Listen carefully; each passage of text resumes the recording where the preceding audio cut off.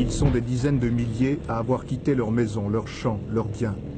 À mesure que les forces révolutionnaires progressaient, ils ont tout laissé derrière eux pour se replier vers le sud, vers Saigon.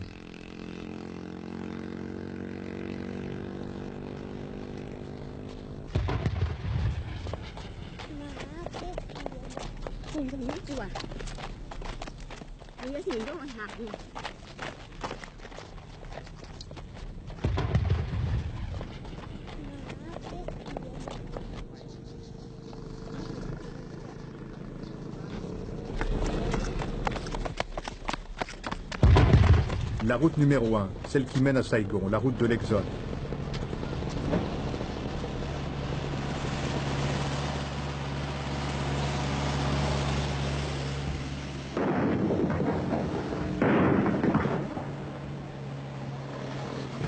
Les plus riches ou les plus débrouillards s'entassent sur des véhicules de fortune pour aller plus vite. Les autres n'ont que leurs jambes pour fuir les combats. Le front est à quelques kilomètres. Les obus tombent juste derrière eux.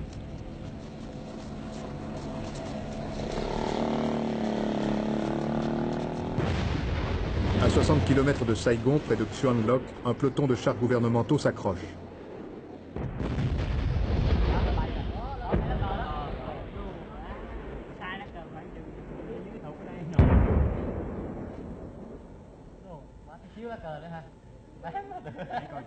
Il faut l'avoir, ce drapeau Viet. On l'a raté encore. Le village est vide. Tout le monde s'est enfui. Par peur du communisme? Peut-être. Mais d'abord, pour sauver sa peau.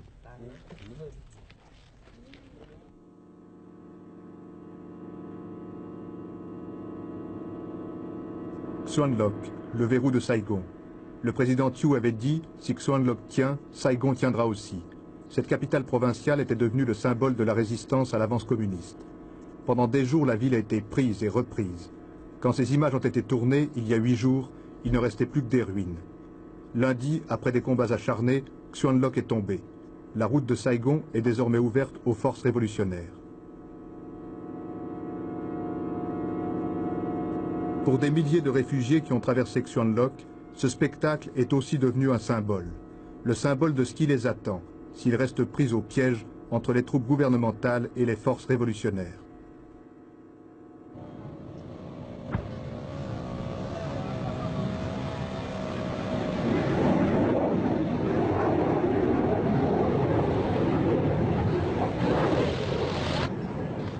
À mesure que l'on s'éloigne du front, le flot des réfugiés grossit. Personne ne sait exactement combien ils sont, sûrement plus d'un demi-million. C'est la peur qui les pousse dans le dos. La peur de la guerre, de la mort qui tombe du ciel. La peur aussi des communistes. Personne ici n'a oublié qu'en 1968, pendant l'offensive du Tet, quand le Viet Cong s'est emparé de Hue, des centaines de civils ont été liquidés. Jour après jour, la propagande gouvernementale poursuit son action psychologique, accusant les forces révolutionnaires de représailles et des pires atrocités dans les provinces qu'elle contrôle. Se frayant un passage dans le flot des réfugiés, les derniers renforts gouvernementaux foncent vers le front.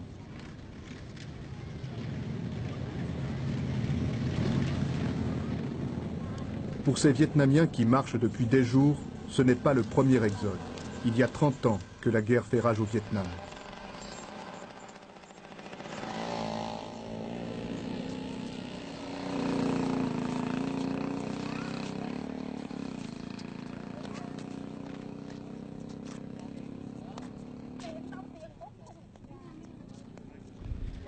À l'entrée d'un village, un premier contrôle. L'armée tente de contrôler les infiltrations d'agents ennemis.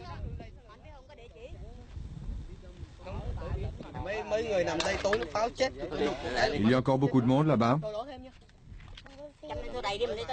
Oh oui, beaucoup. Des milliers de gens. Ils sont bloqués et ils n'osent pas s'aventurer à travers champs. Les tanks sont coincés aussi.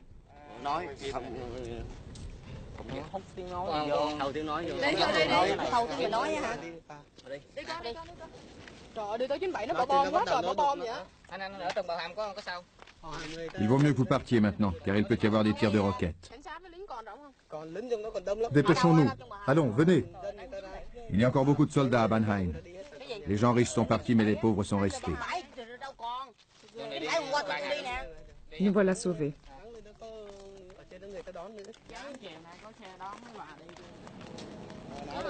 Có chứ, trên xe đón mà.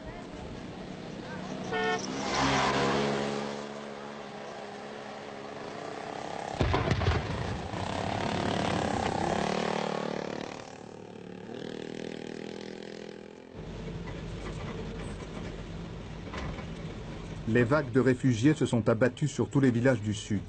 Des milliers d'hommes, de femmes et d'enfants, épuisés, affamés, tentent de s'abriter pour reprendre des forces.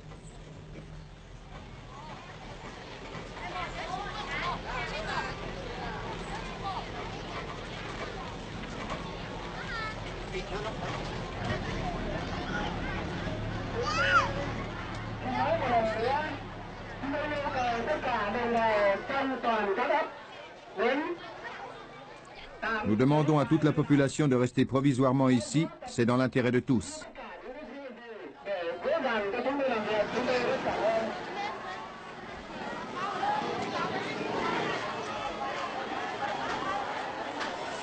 Ils avaient emporté leurs économies et quelques provisions. Après 15 jours d'exode, il ne leur reste plus rien. Dans chaque village, le riz, le poisson et l'eau ont atteint des prix vertigineux. La plupart des réfugiés en sont réduits à la charité internationale ou au système D.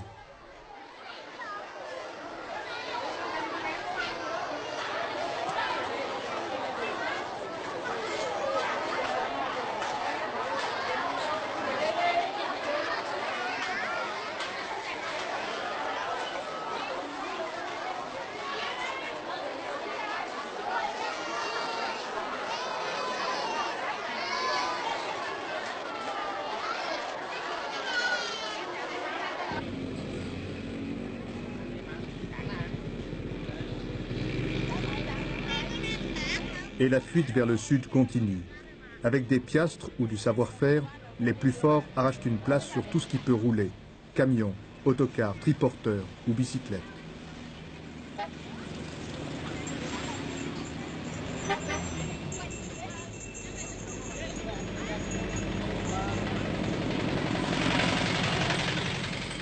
Dans cette détresse pitoyable, pas un cri de désespoir, pas un geste de mauvaise humeur.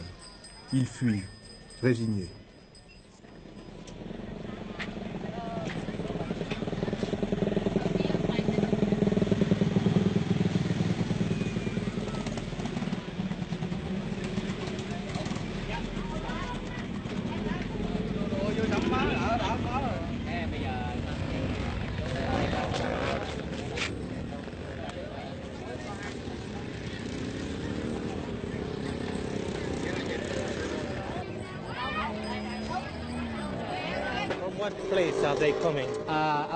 D'où vient-il? De Djekine. Pourquoi fuit-il? Parce qu'il y a des Viet Cong. On se bat? Oh oui, on se bat pas loin. Vous avez eu peur? Ils ont surtout peur des roquettes. Et pourquoi est-ce qu'ils se sauvent? Ils ont peur des roquettes. On se bat? Oui, oui, on se bat en ce moment. Vous avez rencontré les Viet Cong? Oh oui, beaucoup. Il y a longtemps de ça?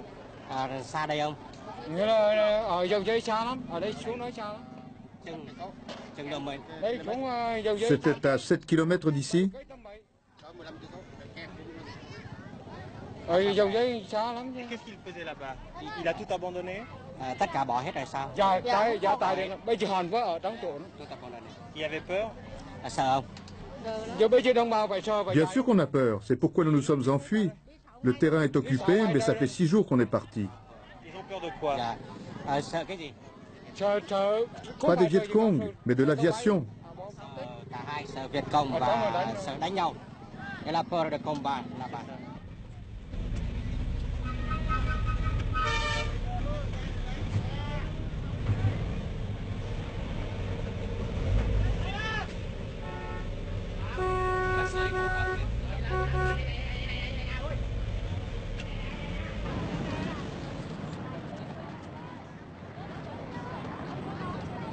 À 30 km de Saigon, sur la route numéro 1, l'armée gouvernementale a établi des barrages pour éviter que le flot des réfugiés ne déferle sur la capitale. Les autorités veulent éviter à tout prix d'aggraver encore le climat de panique qui règne déjà à Saigon. Mais surtout, elles cherchent à empêcher l'infiltration d'agents ennemis. Plusieurs dizaines de milliers de révolutionnaires auraient déjà réussi à pénétrer clandestinement dans la capitale. L'attente peut durer des heures, sous un soleil de plomb.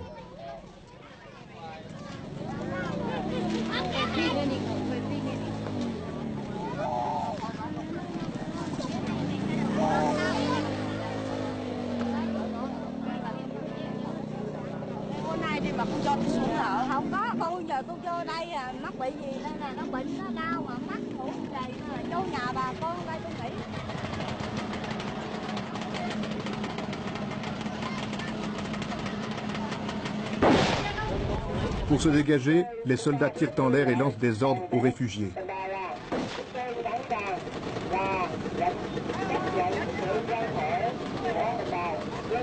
Nous voulons vous évacuer par nos propres moyens, et pas dans le désordre. Nous partageons vos malheurs.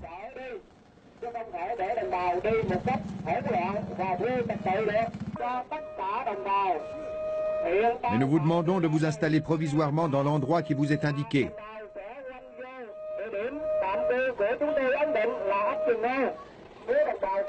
Ok.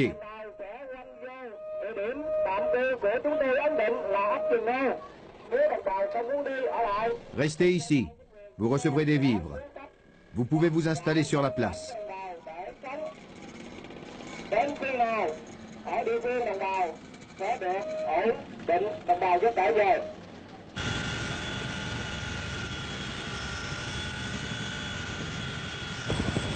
Xuan Loc assiégé il y a une semaine. Un pont aérien permettait encore de ravitailler la garnison et les habitants réfugiés dans la forêt.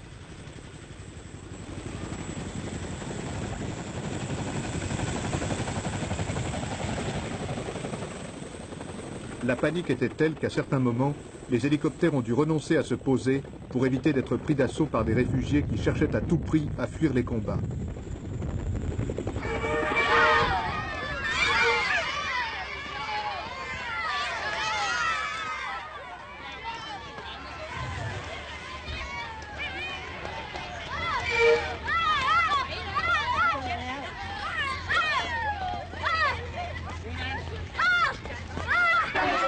Ce jour-là, l'arrivée d'une cargaison de vivres va provoquer une véritable émeute que les soldats seront impuissants à contenir.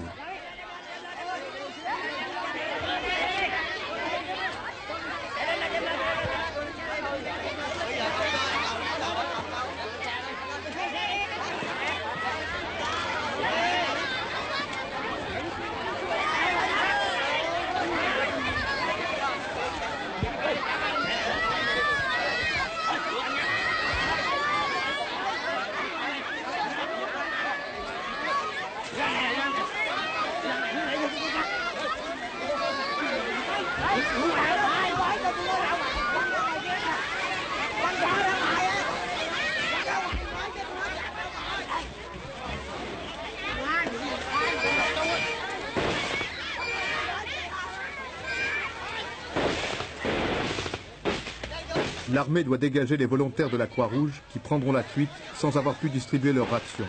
La distribution n'aura lieu que le lendemain.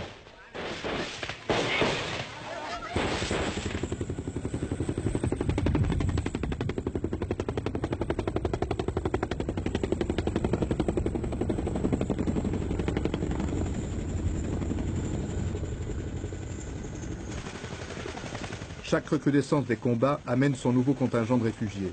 Ces familles ont pu quitter Xuan Loc au plus fort de la bataille. Elles se sont entassées à plus d'une centaine dans un hélicoptère prévu pour 50 passagers.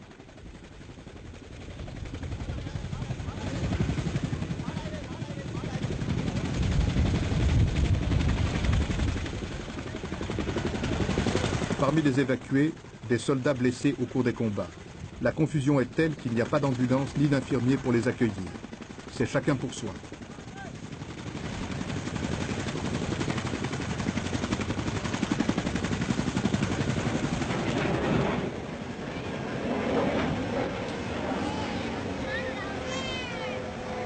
Pendant des jours, tous les hélicoptères qui se posaient à Xuan Loc ont été pris d'assaut.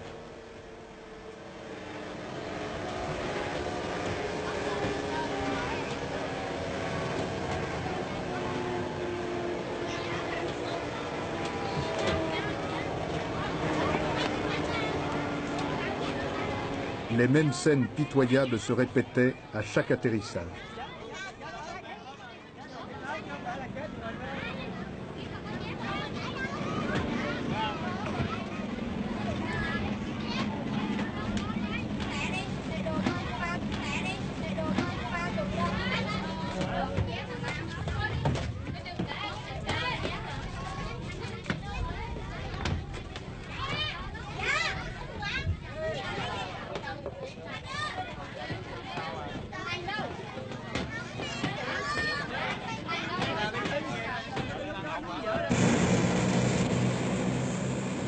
L'aide internationale s'est organisée. Un véritable pont aérien a été établi entre Bangkok et Saigon par le Haut-Commissariat aux réfugiés, l'UNICEF et la Croix-Rouge internationale. C'est la Croix-Rouge de la République du Vietnam qui est chargée d'acheminer les secours d'urgence, du lait, des conserves, des médicaments, mais aussi des tentes et des réchauds.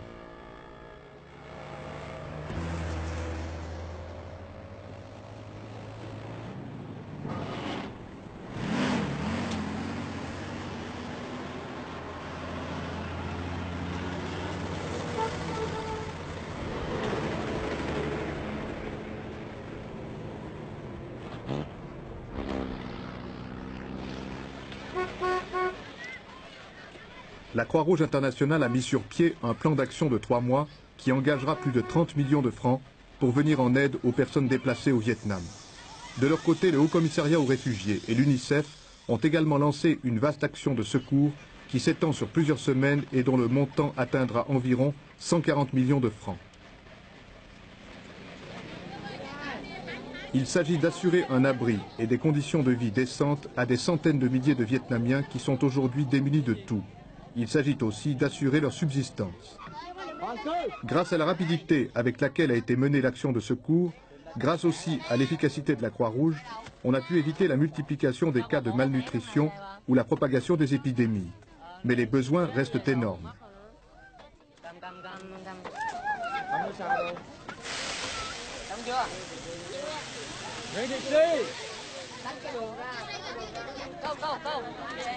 Ici, au camp de Vung Tau, qui regroupe environ 30 000 personnes déplacées, les volontaires de la Croix-Rouge distribuent du riz, du lait et des conserves à des familles arrivées depuis plusieurs jours.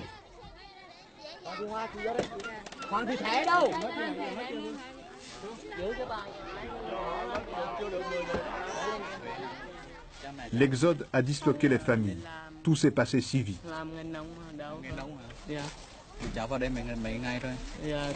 Où sont tes parents? Ils sont arrivés à Da Nang, mais je les ai perdus.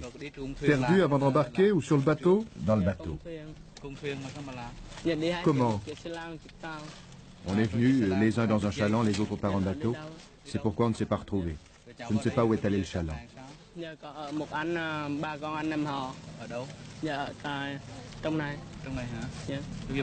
Que vas-tu faire? J'ai un cousin ici. Où est ce cousin? Ici, à côté de moi.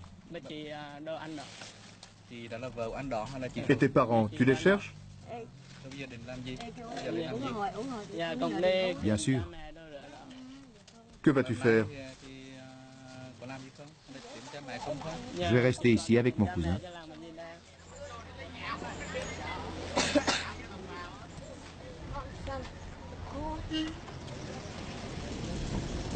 Ces deux cousins ne sont malheureusement pas un cas isolé au Vietnam. Qui a perdu ses parents? Les deux, père et mère.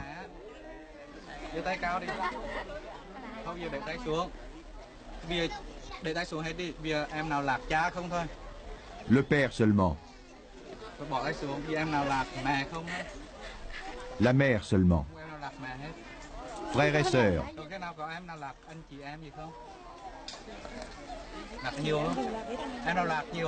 Plus de 2 personnes.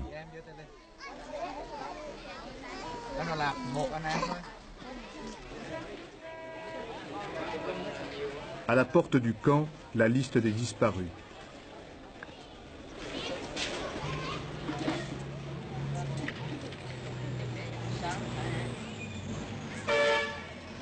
Chaque jour, des parents ou des amis viennent aux nouvelles.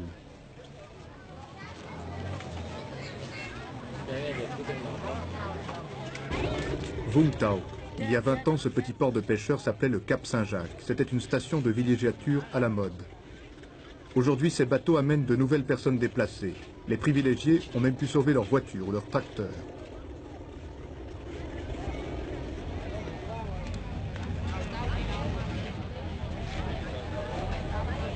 Après le chaos et la panique des premières semaines de l'exode, l'accueil s'est organisé.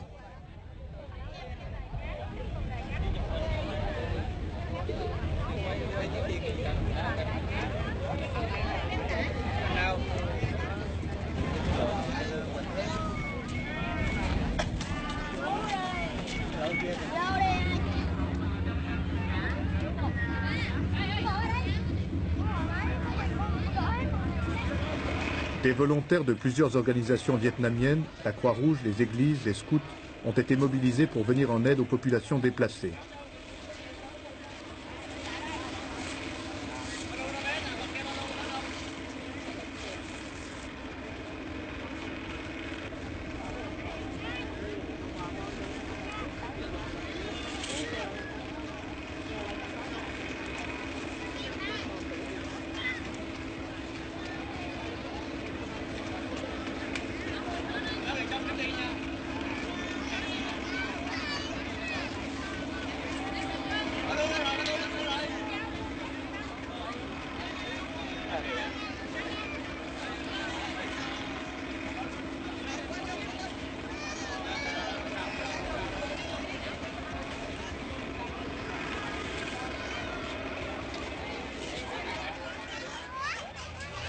Ces familles s'installent sur la rive en attendant d'être admises dans l'un des camps de Vung Tau.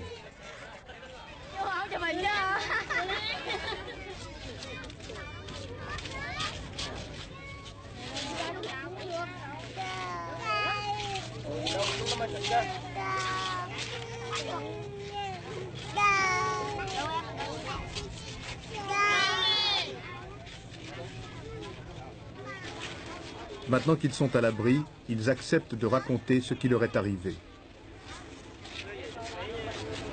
Et ça lui a coûté cher pour venir en bateau jusqu'ici? Bà đi cái ghe này hết bao nhiêu tiền đó? Bà thuê hết bao nhiêu tiền? Bốn người 28.000. 4 người 8.000. 2000 piastres pour chaque personne. Elle avait l'argent? Bà có đủ tiền mà đi không? Les passeurs se font payer d'avance, mais il faut bien se débrouiller. Ban đêm ra bờ biển đấy. La nuit, il s'enfuit la nuit. Il s'enfuit la nuit? Il est venu avec toute sa famille ici? Oui, toute sa famille. Qu'est-ce qu'il faisait dans l'endroit où il habitait? Quel était son métier? Hồi trước ở Lạc Lâm ông làm gì? Làm nông. Làm nông hả? Fermier. Il était fermier? Et il est venu avec toute sa famille ici? Ông đến đây với hết cả gia đình hay đủ không? Còn thiếu 2 người. Dạ.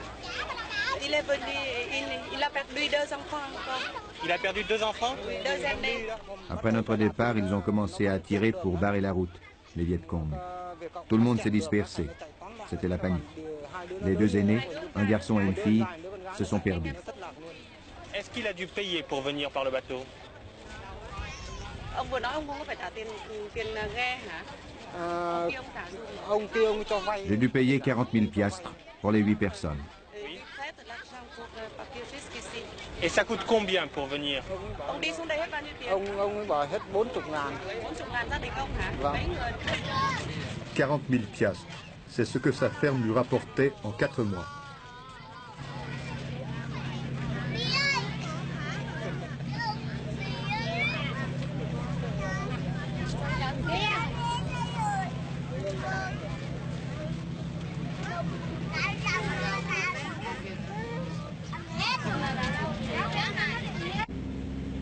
L'île de Phu Quoc, à 300 km au sud-ouest de Saigon. C'est ici qu'étaient détenus les prisonniers de guerre nord-vietnamiens, près de 50 000. Les accords de Paris ont vidé le camp.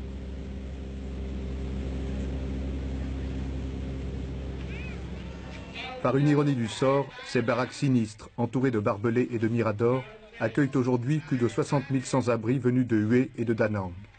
Leur arrivée a été dramatique. Pendant plusieurs jours, ils sont restés entassés dans leurs bateaux au large, à la merci des pillards. Il ne pousse rien sur ce secteur de l'île et tout l'approvisionnement doit être amené par bateau ou par avion.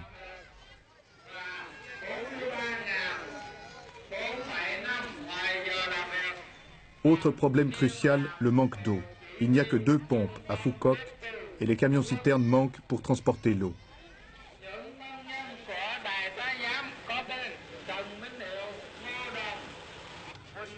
Du matin au soir, le haut-parleur appelle les familles pour recherche ou vérification d'identité.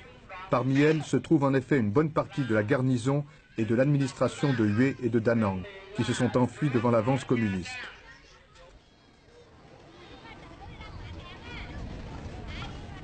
Parmi les réfugiés, je crois qu'il faut compter dans les 50%. On n'a pas encore les figures exactes, mais dans les 50% qui sont fonctionnaires ou bien militaires. Ceux-là, on va les renvoyer dans le service du gouvernement central à Saigon, qui vont les redistribuer dans les différentes provinces après. Oui. C'est ça. Vous avez dû prendre des sanctions ici pour maintenir l'ordre. Oui, ça regarde plutôt le commandement militaire. Et les premiers jours, on a dû faire attendre les réfugiés sur le bateau un peu. D'abord, pour remettre de l'ordre dans le bateau d'abord. Il y a des soldats, ou bien des révoltés, ou bien même des civils qui ont profité de la situation, de désordre sur le bateau pour voler, piller, et même il y avait des meurtres. Alors, le commandement militaire a dû, dans les premiers jours, revérifier tous ces gens-là. Il y a eu des exécutions, non? Oui, j'ai entendu dire qu'il y avait des exécutions. Quand je suis venu, quand je suis arrivé ici 3 jours après, les exécutions ont été terminées. Oui, mais seulement au début, j'ai entendu dire, et c'était confirmé par le colonel commandant du camp. On sait combien ont été exécutés? Oh, je n'ai pas le chiffre exact, mais pas que dans les quinzaines, je crois. Dans ce local surchauffé comme une étuve, a été installé un hôpital de fortune. Ici, les maladies les plus bénignes prennent des proportions catastrophiques. Quelle est la situation sur le plan médical et hygiénique? Bien sûr, l'hygiène, on manque beaucoup. Sur le plan médical, nous avons beaucoup de besoins médicaux. Et actuellement, nous avons de une épidémie de conjonctivite, une épidémie de rougeole, et avec complications bronchopneumoniques, et une épidémie de gastro-entérite. Il y a des morts? Il y a beaucoup de morts. Déjà, en allure épidémique, le premier jour, nous avions 4 morts, 4 enfants morts. Le deuxième jour, 3. Hier soir, 1.